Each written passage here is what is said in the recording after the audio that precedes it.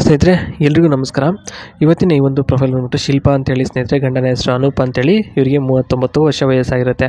ನೋಡಿ, ಇವ್ರದ್ದು ಒಂದು ದಾವಣಗೆರೆಯಲ್ಲಿ ಒಂದು ಹೌಸ್ಗೆ ರೆಂಟ್ ಇದೆ. ನೋಡಿ, ಇಲ್ಲಿ ಪ್ರೀತಿಯಲ್ಲಿ ಮೋಸ ಹೋಗಿದ್ದೀನಿ ಸರ್. ಕಾರಣ ಏನಪ್ಪ ಅಂದರೆ, ಗಂಡನೇ ಸರಿ ಇರಲಿಲ್ಲ. ನನ್ನ ತಂಗಿ ಜೊತೆ ಮಗ್ಗಲಲ್ಲಿ ಮಲ್ಕೊಂಡು ಚೆನ್ನಾಗಿ ಅನುಭವಿಸಿದ್ದ. ಒಂದು ದಿನ ಇವರ ಕರ್ಮವನ್ನು ನೋಡಿ ದಂಗಾಗಿದ್ದೆ. ನಿಜ, ಅವತ್ತು ಶಾಕ್ ಆಯಿತು ಸರ್ ಅಂತ ಹೇಳಿದ್ದಾರೆ. ಆಮೇಲೆ ಎಷ್ಟು ಬೇಡಿಕೊಂಡ್ರು ಅವಳು ನಮ್ಮ ಯಜಮಾನರ ಗೂಟನ ಬಿಡಲೇ ಇಲ್ಲ. ಅದಕ್ಕೆ ಅವಳನ್ನು ಮನೆಯಿಂದ ಓಡಿಸಿದ್ದೀನಿ. ಅವರು ಊಟಿಯಲ್ಲಿ ಸೆಟಲ್ ಆಗಿದ್ದಾರೆ ಸರ್ ಈಗ ಅಂತ ಹೇಳಿದ್ದಾರೆ. ನೆಕ್ಸ್ಟ್, ಮನೆಯ ಪಕ್ಕದ ಮನೆ ಬಾಡಿಗೆ ಇದೆ. ಅದೇ ಮನೆಯಲ್ಲಿ ತಂಗಿ ಇದ್ದಿತ್ತು, ಆದರೆ ಈಗ ಖಾಲಿ ಇದೆ. ಬಂದರೆ ಸುಖವಾಗಿ ದಿನ ಪೂರ್ತಿ ಎಂಜಾಯ್ ಮಾಡ್ಬೋದು ಅಂತ ಹೇಳಿದ್ದಾರೆ. ಕೊನೆಯದಾಗಿ ಏನು ಹೇಳಿದ್ದಾರಪ್ಪ ಅಂತಂದರೆ, ಬಾಡಿಗೆ ದುಡ್ಡು ಕಟ್ಟೋದು ಏನು ಬೇಕಾಗಿಲ್ಲ, ಅದೆಲ್ಲ ಬೇಡ, ನೋಡ್ಕೋತೀನಿ ಅಂತ ಹೇಳಿದ್ದಾರೆ. ಯಾಕೆಂದರೆ ಅಪ್ಪ ಮಾಡಿರೋ ಆಸ್ತಿ ಸಾಕಷ್ಟಿದೆ. ಆ ಒಂದು ಕಾರಣಕ್ಕೋಸ್ಕರ ಏನು ಬಾಡಿಗೆ ಕಟ್ಟೋಂಥ ಒಂದು ಅವಶ್ಯಕತೆ ಇರೋದಿಲ್ಲ ಅಂತ ಹೇಳಿದ್ದಾರೆ.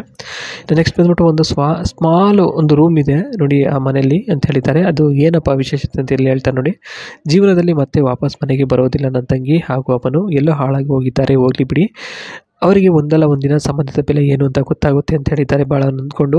ಇನ್ನು ಎರಡನೇದು, ಮನೆಯಲ್ಲಿ ಒಂದು ಕೋಣೆ ಇರೋದು ಸ್ವಲ್ಪ ಗುಬ್ಬಾಗ್ಬಿಟ್ಟಿದೆ. ಆ ಒಂದು ಕೋಣೆ ಅಂದರೆ ಒಂದು ರೂಮು, ಅದನ್ನು ಕ್ಲೀನ್ ಮಾಡಿ ಬೇಕಾದರೆ ಓನರ್ ಹತ್ತಿರ ನಾನೇ ಮಾತನಾಡಿಸಿ ಬಾಡಿಗೆಯನ್ನು ಕಮ್ಮಿ ಮಾಡ್ತೀನಿ, ಏನು ತಕರಾರು ಆಗ್ದಂಗೆ ನೋಡ್ಕೋತೀನಿ ಸರ್ ಅಂತ ಇಲ್ಲಿ ತಿಳಿಸ್ಕೊಟ್ಟಿದ್ದಾರೆ.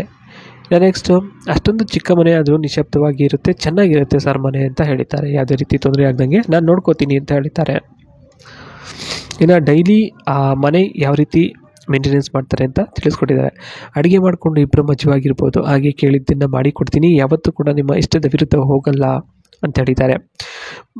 ಉಪಯೋಗ ಪಡೆದುಕೊಂಡು ನಂತರ ಏನಾದರೂ ಡಬಲ್ ಗೇಮ್ ಆಡಿದ್ರೆ ಕೈಕಾಲು ಕಟ್ಟಿ ಕೋಣೆಗೆ ಹಾಕ್ತೀನಿ, ಹುಷಾರ್ ಅಂತ ಎಚ್ಚರಿಕೆನೂ ಕೂಡ ಕೊಟ್ಟಿದ್ದಾರೆ.